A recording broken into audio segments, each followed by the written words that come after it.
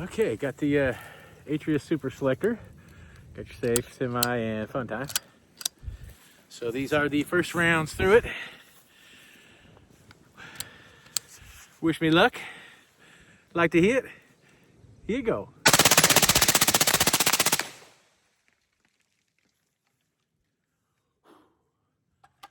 Well, that was not unsatisfying. So let's let another one rip.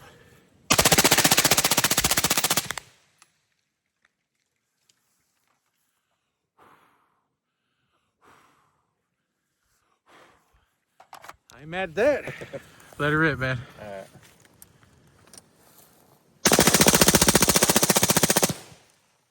Fuck yes.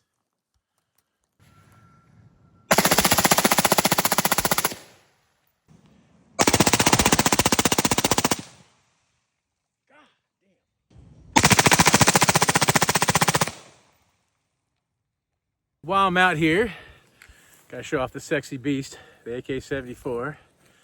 This bad boy just got the J-Mac rail put on it, and that bitch is sexy. Look at that. 5.56. This is a Russian Sega 223 that done a lot of modifications for. But anyway, just need to put a few rounds through it with that J-Mac handguard on there.